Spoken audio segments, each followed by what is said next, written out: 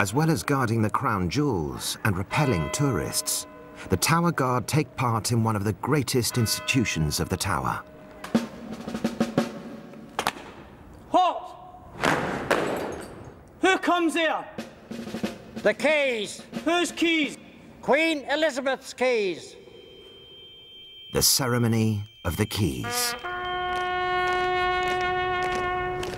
Much of modern life at the Tower of London is determined by ancient traditions. Perhaps the most extraordinary ritual of all takes place every single night of the year, behind closed doors. The ceremony of the keys is an ancient tradition. It's been going on for hundreds and hundreds of years without a break. I don't think there's been a single night that it hasn't happened for 300 to 400 years. I think we can safely say it is the longest running uninterrupted ceremony in the world. We carry out the ceremony every single night of the year, including Christmas, when we don't have any visitors. But even though we have no visitors on Christmas Day, we still carry out the ceremony. The actual ceremony is conducted either by myself as the Chief Yeoman Warder, or by my deputy, the Yeoman Jailer, or the 4 Yeoman Sergeants who assist us. And our task is to ensure that all the gates of the tower are locked and secured each night at 10 p.m. Each of those that conducts the ceremony of the keys, we have our own start time, but the finish time must be spot on 10 p.m. Me personally, I would leave the Byward Tower at 9:53 and 35 seconds, knowing full well that the speed I march at, it's ample time for me to pick up my escort, lock all the gates, get back to where the main body of the guard are on the Broad Walk steps. They will then present arms under the command of the officer of the guard. I will then take my 2 paces forward, raise my bonnet and proclaim "God preserve Queen Elizabeth." And as I do that, the clock chimes 10. There is hard evidence that the ceremony of the keys is the world's longest unbroken military tradition. Its roots can be traced back to the reign of Edward III, 40 years before the Peasants' Revolt.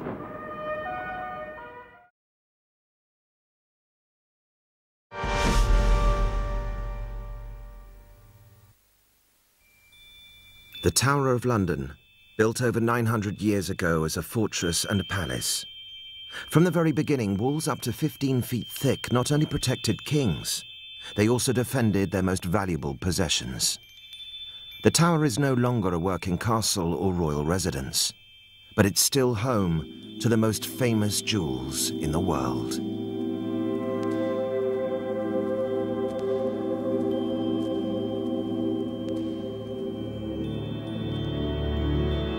The crown jewels, worth a king's ransom, guarded in the tower for hundreds of years. The crown jewels are best known now as a spectacular tourist attraction, but these have always been working jewels. They're still a potent symbol of monarchy, and today, some of them are on parade. For one day a year, they take center stage in British politics. In the tower's jewel house, one of the star attractions is missing. The imperial state crown has gone to work.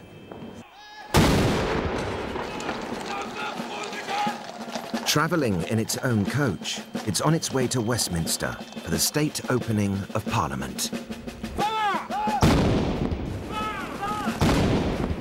2 miles downstream, the tower marks the occasion with a gun salute. The nation's treasure house provides the jewels that represent the power of sovereignty.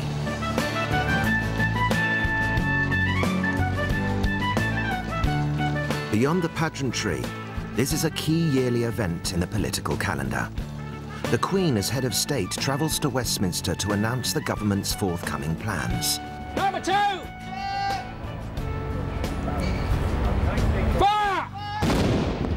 It's the Queen's major constitutional day of the year, and the imperial state crown has its annual day in the national spotlight. My government will introduce legislation to implement this. At the Tower, the Governor, Major General Geoffrey Field, is waiting for the jewels' safe return. They've been out for a particular purpose, and the Royal Household officials are bringing them back this evening. As Keeper of the Jewel House, it's my job to receive them back, to sign for them, and then to lock them up and keep them safe. Job done at Westminster. The Crown Jeweller sees the imperial state crown safely back on board.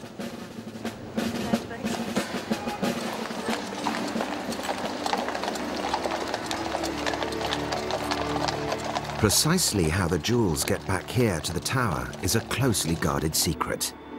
Once they arrive at the jewel house, the governor, as keeper of the jewel house, has ultimate responsibility for the safety of 10 crowns, over half a ton of silver, and thousands of diamonds, including 3 of the very largest in the world. Right, so we have the imperial state crown and the great sword of state, which we'll unpack once we're inside the treasury. But, who's got the pen? I happen to have one. The pen. On a day-to-day basis, I'm responsible for making sure that the crown jewels are secure when they're at the Tower of London. And that is, in a way, quite an awesome responsibility. I mean, you would not want to be the keeper of the crown jewels who lost the crown jewels, would you? We could do with a new book to reflect the fact we're now in the 21st century. We'll look forward to that, and you want me to see you very soon. Right. Let's go. Okay. The treasures in the tower have always symbolized the power and wealth of the monarchy.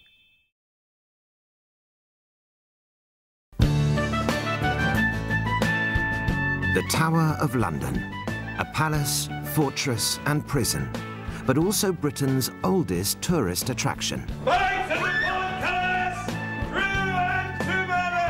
Today it's still one of the most popular sites in London.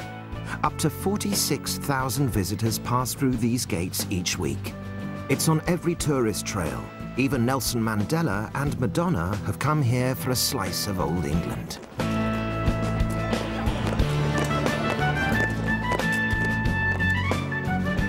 Can you tell me where the ladies' room is? Can I tell you where the ladies' room is? The human face of the tower are the yeoman warders, better known as beefeaters. The tower is not only the yeoman warders' place of work, it's also their home. It has a secret life of its own after the tourists have left.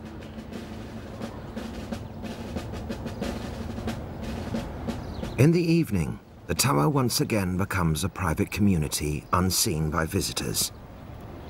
For the first time ever, the tower has allowed outsiders to witness a member's initiation. Today, Simon Dodd is being sworn in as a yeoman warder. Both faithfully and truly in the office I am now called unto, that is to be a yeoman warder of the Tower of London. I, Simon Dodd, do swear to serve Her Most Sacred Majesty Elizabeth II, both faithfully and truly in the office I am now called unto, that is, to be a yeoman warder of the Tower of London. And in all things touching... To become one of this select body of just 38 yeoman warders, all these men have completed at least 22 years meritorious service in the armed forces.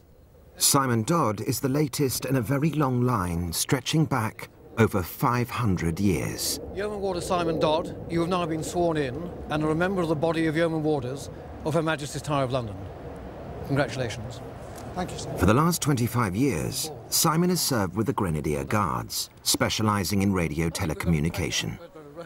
Now he has to learn something entirely new. Welcome to Her Majesty's Royal Palace and Fortress, the Tower of London.